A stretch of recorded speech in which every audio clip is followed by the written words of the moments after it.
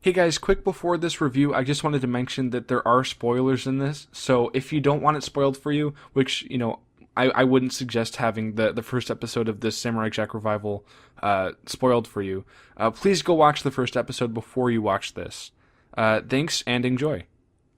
Hey guys, Monsters Review here, and this is probably the first of many upcoming reviews on this channel for the Samurai Jack revival, Samurai Jack Season 5. And before we talk about the first episode, I just wanted to mention a couple things. First off, this is obviously unedited, and one thing I obviously like to do when I'm talking is say lots of ums and uhs, and mostly when I'm just trying to think of what to say. And I try to be conscious about it, so hopefully that doesn't bother a lot of you. And yeah, I'm just going off a page of notes I just wrote because I just rewatched the episode. I obviously watched it originally on Saturday night with my little viewing party in the Discord server, and I watched it on the Adult Swim stream. And obviously, with this being unedited, hopefully that also doesn't bother a lot of you. I'm going to probably post a very comprehensive and edited review of the entire fifth season once that's all over with. So that's that. But with these individual episodes and these reviews on my second channel, we're just going to keep it simple. So with that said, let's start talking about it. So one thing I did want to mention, one quick thing I noticed was that the Roman numeral for this episode is XCII, which translates to 92. And I find that odd because the last episode of the original, which is called Jack and the Baby, the Roman numeral for that is LII, which translates to 52. And I find that odd because, this recent one's 92 and that other one's 52. There's a difference of 40. I'm not exactly sure why that is. Because technically this most recent episode is 53 if it's continuing on with the original. So maybe Gendy will explain why that is. Maybe he already has. But that's just something odd I noticed. But the actual episode overall was great. It brought back so many feelings of nostalgia, and they did a great job of replicating the feel of the original. I honestly, once I saw it for the first time, I couldn't stop talking about it. I was just, I was shook for like an hour. And one thing they did a great job of replicating the original with was the art. You can tell it was definitely digital this time around. I'm not sure how much of the original was done digitally, but I think that doing it digital now is such a big advantage because we get to see this in beautiful, stunning HD. The colors are so vibrant and it's very colorful. And also, there's a lot of effects that maybe might have not been included in the original due to technological limitations. But there's a lot of cool effects in this one too. Like, there's a shot of Jack in this wooded area and like the sunlight glares on his face. And there's another cool shot of Jack when he's on his motorcycle. And there's a close-up of the exhaust pipe, and the reflection on the pipe is like this huge landscape. And I thought that those were some really cool effects. So yeah, I think the art in this is beautiful. It's stunning. I think the guy who's the art director for this one, I think his name is Scott Wells. So props to him. The art in this is absolutely mesmerizing. So many beautiful long shots and shots of just Jack isolated with the landscape around him. It was so beautiful. And just starting off with the episode itself, there was obviously the part with the two people who had the antennas and the words that were popping up in between the antennas, and then they get ambushed by robots. Jack pulls up on the motorcycle and he starts going crazy. He's got a machine gun. He's loading bullets onto them, and then he's got a rocket launcher.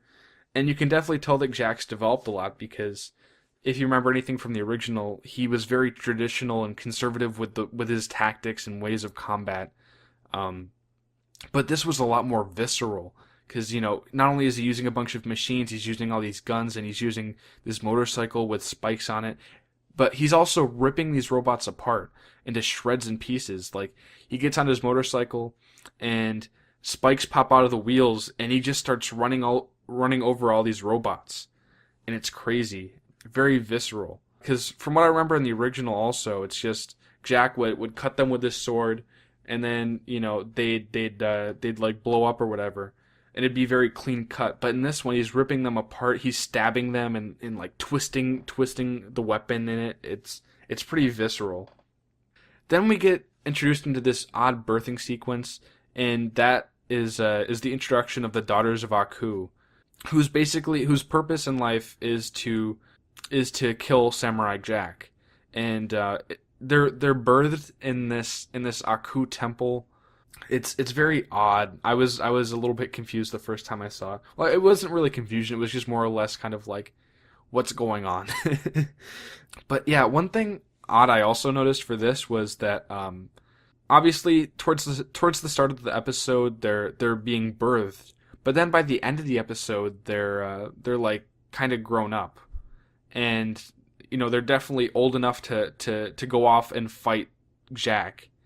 So that's interesting because and this is like kind of like a subplot that's going on while we're seeing or while we're witnessing what Jack's doing, which is, he obviously has that motorcycle fight. Then he goes into the woods. He has these PTSD type flashback things, and then he goes to fight against Scaramouche the robot. So I don't know if either I don't know. It's an interesting way of storytelling because the segment with Jack feels like it happened within the span of like a day or two, but we get to see the entire like growing up of these daughters. So that's interesting. I doubt that they have like accelerated aging. I don't know how that is, but yeah, we get to see one sequence of when they're being born, then when like they're small children, but then at the end of the episode they look a little bit more grown up. So I don't know, that's just something odd I noticed. And speaking of those PTSD sequence with the sequences with Jack, those were odd. He starts getting these visions on leaves, and his parents are telling him, like, you have no purpose, what are you doing, stuff like that, and Jack's dad appears in the fire, and he sees all these like zombies. It's so odd, because he really didn't get those. I mean, obviously he had, like, he was longing to get back to his family in the original, and that was that, but, like, these are definitely, they seem to be quite frequent if it happened like a couple times only in the first episode. And we also see these odd like visions of him seeing this horseman who, they'll probably reveal who that is soon, but that's definitely very mysterious.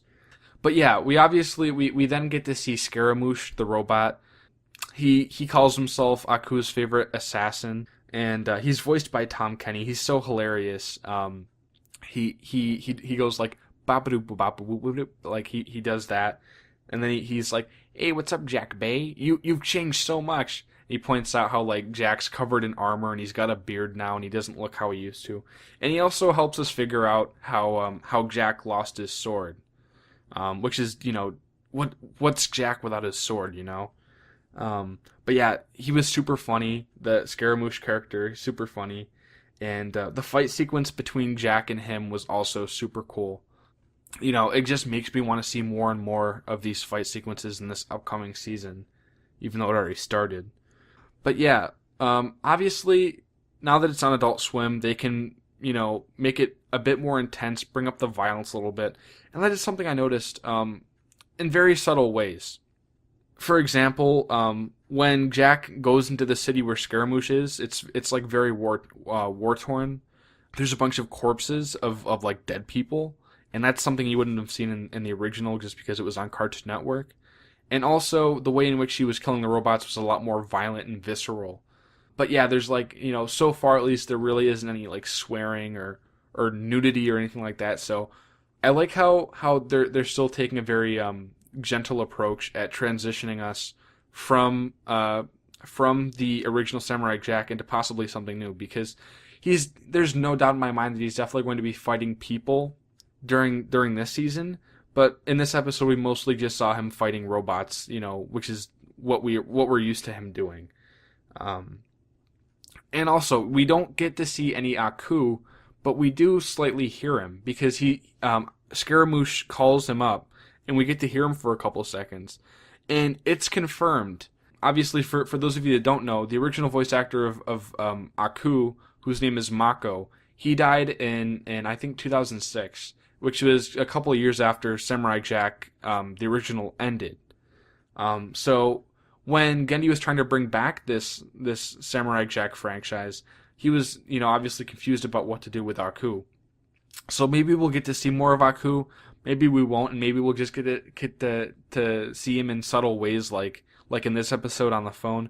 But we also got it confirmed that Greg Baldwin is now voicing Aku, which is something I was pushing for and something that I'm super happy. I'm very happy that it happened. Because Greg Baldwin, if you don't know, Mako also voiced Uncle Iroh on Avatar, and when Mako died, he was obviously in the middle of like book 2 for Avatar, so they hired Greg Baldwin to replace him, and he does a great job of doing Mako's voice. And I actually, when I was a kid watching Avatar, I couldn't tell that Mako died. I didn't figure that out till long after the series ended. So that just kind of goes to show how great of a job Greg Baldwin did. And he also, I'm sure he's going to do a fantastic job of voicing Aku. I'm just very happy that we got him as the replacement. But yeah, if I do have one criticism to make, it's just that I did find it odd when we're led into the intro when Jack goes, "Gotta get back to the past, Samurai Jack." Just because, I don't know, like, I get that they're trying to reference the intro. I see what they were trying to do, but it's like, has Jack ever really referred to himself as Samurai Jack in the third person? You know what? Maybe I'm sure he has. Maybe he has, but I don't know. Maybe it was just, it felt a little bit different for me to hear that, because I don't really remember him doing that too much in the original. I don't know. It kind of felt like, the thing from Suicide Squad where they're just like, yeah, it's like we're some sort of Suicide Squad, right? I felt like it was kind of like that, but not as bad. But I don't know. That's just a small nitpick. But other than that, I absolutely loved the episode. It was beautiful, great cinematography and great art, great music, great sound effects, great action, all that stuff. If you love the original Samurai Jack, you will without a doubt love this episode. So yeah, we're also just getting started. So this is just a small taste of what's up next. And for those of you that might have thought maybe it was a bit slow, that's just for most things when they're starting out. They got to provide some exposition and provide some details. But I'm sure it'll get much more fast paced. But that's also not to mention too, Samurai Jack has its moments. It has fast paced moments, but it also has calm, delicate moments where we're supposed to take in, the atmosphere that the show provides us with, and obviously we get a lot of reliance on visual storytelling in this revival as well. But yeah, that's my thoughts on the Samurai Jack revival first episode 92. If you enjoyed this, please leave a like below and let me know what you guys thought about the Samurai Jack revival in the comments or of this first episode. And as always, I'm Monsters Review. Thanks for watching and have a great day.